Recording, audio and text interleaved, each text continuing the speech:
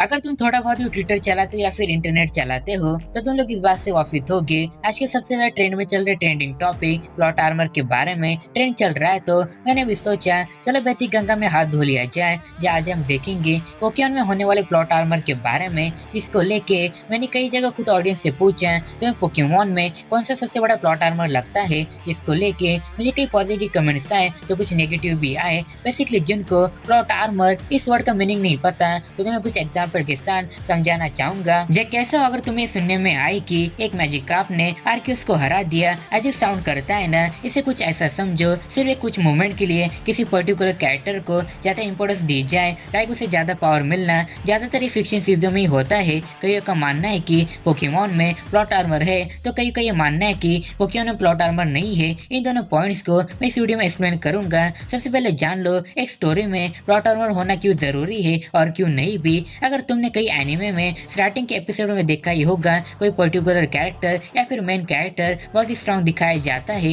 लेकिन आगे कुछ एपिसोड के बाद उसे डम दिखाया जाता है बिकॉज ऑफ प्लॉट आर्मर। जिस कैरेक्टर ने जिसे पहले हराया था वो आगे उससे हार जाता है, इसलिए प्लॉट आर्मर नहीं होना चाहिए क्योंकि वो कंटिन्यूटी को खराब करता है। इससे अच्छा तुम कोई बड़ा मोमेंट क्रिएट ही ना करो। और कभी कभी प्लॉट आर्मर इसलिए होना चाहिए क्योंकि वो स्टोरी में मसाला डालने का काम करता है, यानी कि किसी मोमेंट को बिल्ड करता है, लेकिन वो मसाला लिमिट में होना चाहिए वरना आगे उसे ट्रोल किया जाता है। जैसे कि मैंने आपको पहले कहा, किसी कैरेक्टर को पहले से स्ट्रॉन्ग दिखाया जाए और आगे कमजोर दिखाया जाए, वो हमारे ऐश पे अप्लाई नहीं होता। ऐश को स्टार्टिंग से एक न्यू ट्रेनर दिखाया गया है और आगे कुछ सीरीज के बाद उसे मैच्योर दिखाया गया है, ना कि कुछ एपिसोड्स के बाद। अब देखो पोकेमॉन का पहला प्लॉट आर्मर पोकेमॉन के पहले एपिसोड से निकल के आता है। मैंने इस वीडियो को आपको पहले भी रिकमेंड किया था जिसमें मैंने ऐसे रिलेटेड अननोन फैक्ट्स और सीक्रेट्स बताए थे। उसमें मैंने ये भी कहा था प्रोफेसर ओक का ऐश को स्टार्टर पोकेमॉन पिकाचू देना एक प्लान था। वो प्लान क्या था ये जाना तो आप ये वीडियो देखो, लेकिन इस वीडियो के बाद लेकिन पहला प्लॉट आर्मर ये हमें मिल जाता है। एक प्रोफेसर के पास हमेशा एक्स्ट्रा स्टार्टर्स होते हैं,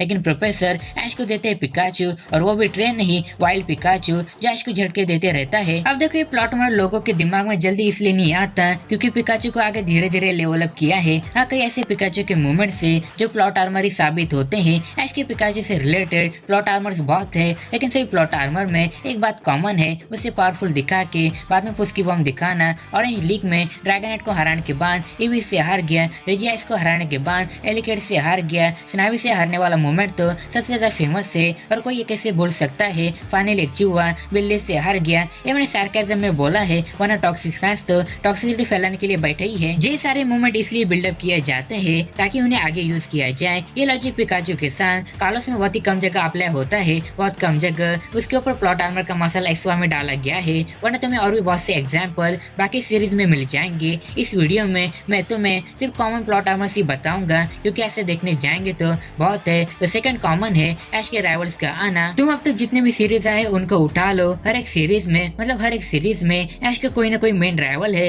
यानी इसको छोड़ दो, सिर्फ सैनामन तक पकड़ो। एग्जाम्पल के लिए सिनो में पॉल, कार्लोस में सॉयर, यूना में ट्रिव। हर सीरीज में एक फंडा है, ऐश एक सीरीज के स्टार्टिंग में हारेगा और लीग में उन्हें हराएगा। लेकिन ये तो कॉमन प्लॉट आर्मर है, सिर्फ छोटा सा हिस्सा। सबसे बड़ा प्लॉट आर्मर है मेन राइवल के अलावा सिर्फ लीग के दौरान, लीग के लिए, लीग में ऐश को हराने के लिए एक नया राइवल पता नहीं कैसे पैदा हो जाता है। कांटो में पता नहीं क्यों सिर्फ लीग के दौरान ही कई से रिची आ जाता है जिससे ऐश लीग के दौरान हार जाता है। जोटो में गैरी को हराने के बाद ऐश न्यूली इंट्रोड्यूस हैरिसन से हारा। होइन में अपने मेन राइवल मॉरिसन को हराने के बाद ऐश टाइसन से हारा। सिनो में तो हमारे साथ सबसे बड़ा धोखा हो गया, ऐश ने अपने बेस्ट बैटल दी पॉल के अगेंस्ट और ऐश को हराने आता है टॉबियस। सबको पता है सिनो में ऐश की टीम अनबीटेबल थी तो उसे बीटेबल करने के लिए डाला गया भर भर के प्लॉट आर्मर, जिससे निकला टॉबियस जिसके पास थे मिथिकल और लेजेंडरी पोकेमॉन। अब देखो इससे रिलेटेड एक फैक्ट है जिसे मैं अपने अगले वीडियो में बताऊंगा। मिस नहीं करना चाहता अभी सब्सक्राइब कर लो वरना डेट नोट में तुम्हारा नाम लिख दूंगा। ये सिलसिला अगले सीरीज में भी चलता रहा।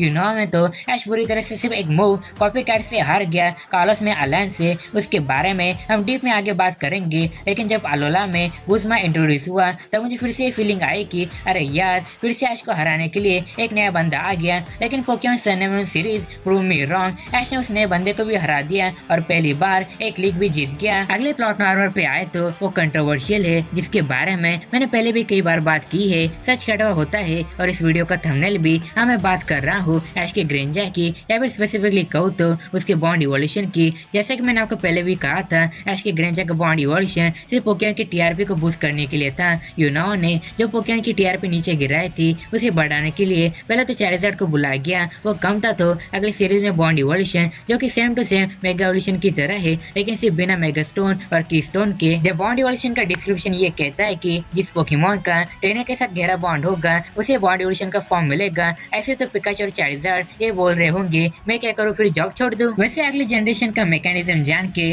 तुम यही बोलोगे फिर से पुराना माल हमको बेच रहे हैं। जिन्होंने ये वीडियो देखा होगा वो समझ चुके होंगे मैं क्या कहना चाहता हूँ आगे, लेकिन एक्सप्लेन किया जाता है सिर्फ ग्रेंजर के पास ही बॉन्ड इवोल्यूशन वाली एबिलिटी है, लेकिन एसवाई के गेम में पहले ग्रेंजर के पास ऐसी कोई भी एबिलिटी नहीं थी। ऐसा बड़ा प्लॉट आर्मर ऐसा बड़ा फॉर्म तो दिखा दिया लेकिन इस सीरीज में यानी कि जर्नीज में वो फॉर्म कहा है। एसवाई में ग्रेंजर को ओवर से ओवर पावर दिखा दे गए और एक mega evil grass type Pokemon को उसने हरा दिया, लेकिन आगे एक फायर टाइप पोकेमॉन से हार गया। क्रिएटर समझ चुके थे ऐसा पोकेमॉन ऐश के पास रहेगा तो ऐश इजीली बहुत से मैचेस जीत जाएगा, तो सिंपली उसे रिलीज करते हुए दिखा दिया गया। ऐश के जितने भी पावरफुल पोकेमॉन है उन्हें उठा के देख लो, क्या वो ऐश के पास है? ग्रेंजर चेक नहीं है, गुड्रा चेक नहीं है, इन्फोनेप चेक नहीं है, चार्जर चेक नहीं है। ऐश के चार्जर तो दुनिया का सबसे स्ट्रॉन्गेस्ट चार्जर बनना चाहता था, मास्टर 8 उसकी बेस्ट परफॉर्मेंस देने के लिए सबसे अच्छा प्लॉट था, लेकिन नहीं ऐश को अपने पुराने पोकेमॉन यूज ही नहीं करने हैं। मैं सोच रहा हूँ लुकारे को जो प्लॉट आर्मर दिया है उसे भी ऐश रिलीज ना कर दे। जर्नीस पता नहीं प्रोजेक्ट म्यू और लुकारे को आरा को लिंक ना कर दे। जर्नी से याद आया ऐसे बहुत से प्लॉट आर्मर है लाइक गो के इजीली पोकेमॉन पकड़ना,